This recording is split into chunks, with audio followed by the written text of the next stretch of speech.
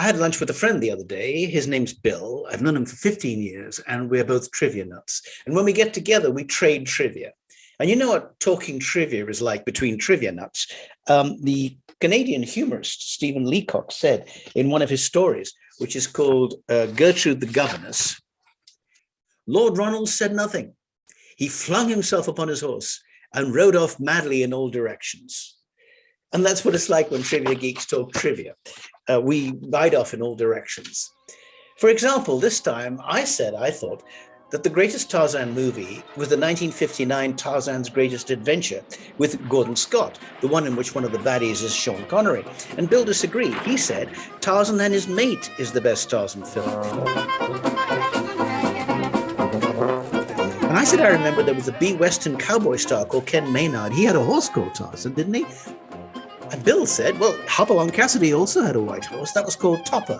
And I said the Lone Ranger had a white horse called Silver, whose real name was White Cloud, and it was nicknamed by Clayton Moore, who played the Lone Ranger, Liver Lips. Look at the way his lips move. Then the name, of course, of Trigger came up. Now, Trigger was Roy Rogers' horse, but he was much more famous than Roy Rogers ever was. Trigger's real name was Golden Cloud, and he appeared in the 1938 Adventures of Robin Hood. Here he is being ridden into Sherwood Forest by Olivia de Havilland.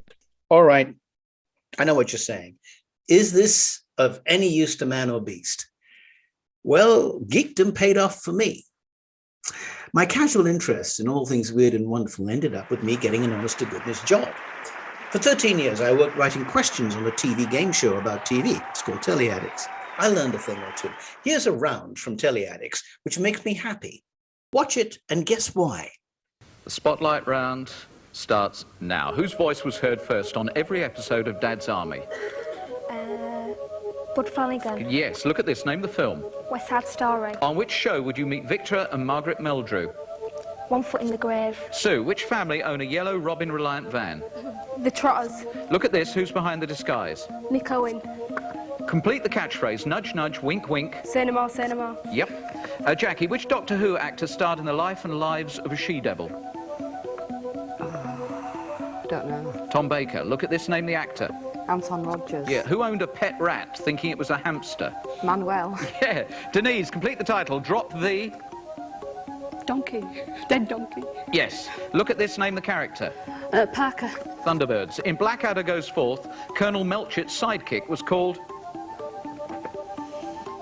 Pike. I don't know. Is that the answer? Yes, I don't know. Really. It was Captain Darling. Oh, really? And you had loads of time. And you scored an amazing 10. The questions there were just right for the circumstances. That is to say, a television quiz show, which is meant to be entertaining. Now, even the answers they didn't know, those ladies took a guess at, and most of the time got it right. So everybody felt good. That's where I learned the difference between trivia and knowledge, between academics and geeks. If you have a book that has, suppose it's about physics and biology and Sumatra. You see, academics can be dry and dusty. And a trivia geeks always have to be fun and interesting. Now, what's the point of a question? A useless question like, so what's the color of hippopotamus's sweat? It makes the questioner sound good, but it bores the pants off the person who's trying to answer the question. Now, a good question is one in which everybody knows the answer, and if they don't know the answer and they're told what the answer is, they go, it's on the tip of my tongue. Here's a good question. Sean Connery was the first actor to play James Bond in a movie. Roger Moore was the third. Who was the second? Now, the answer is, of course, George Lazenby. But you knew that, didn't you? You felt good about it, even smug. But if you can't remember and you're told it's George Lazenby, you say, of course, I knew that, but I just couldn't remember it. And if you don't know who George Lazenby is at all, you'll say, well, that's interesting. I didn't know that. Hadn't heard that name before. Now, here's a really bad question. Who was the first person to play James Bond? The answer is Bob Holness in an adaptation of Moonraker on South African radio. But you see, that's a little obscure, isn't it? I only know the answer to that because when I worked on Call My Bluff, where Bob Holness was the chairman, every day I met him, he'd remind me that he was the first person to play James Bond. He was very, very proud of that fact. Call My Bluff also required a knowledge of useless trivia. The rules, in case you never saw it, contestants were given a word and 3 definitions, 2 false and 1 true, which was the true one. So this required a short paragraph, a short script, about 30 seconds, on 2 fakes and 1 true definition.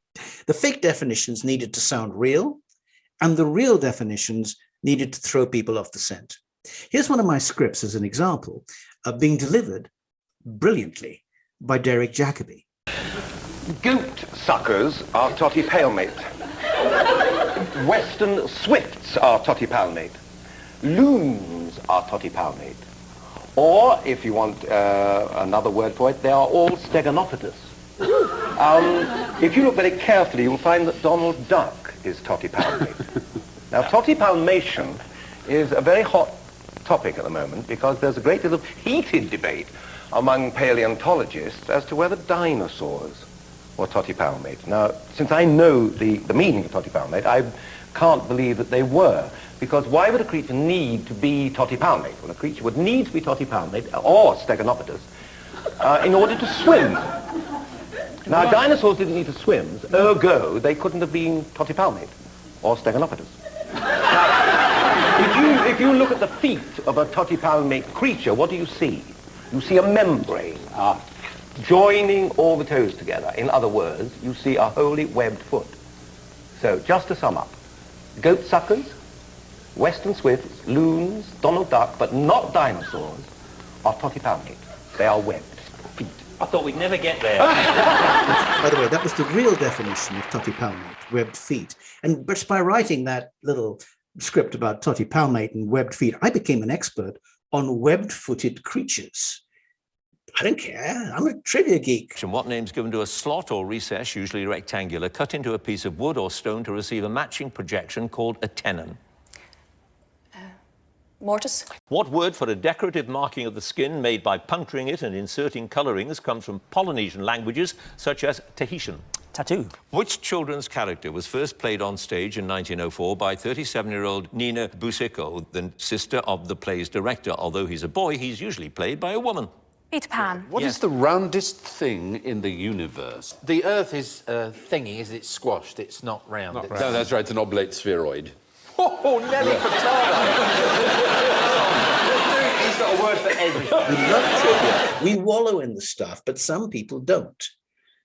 But isn't it nice to know that this pirate is Glenn Close, and this sinister stormtrooper is 007 himself, Daniel Craig, and the 7 dwarfs are called Grumpy, Sneezy, Dopey, Sleepy, Doc, Bashful, and Happy. And the actors who played the Magnificent Seven are Yul Brynner, Steve McQueen, Horst Buchholz, Charles Bronson, Robert Vaughn, Brad Dexter, and James Coburn. And Doctor Who was played by William Hartnell and Patrick Troughton and John.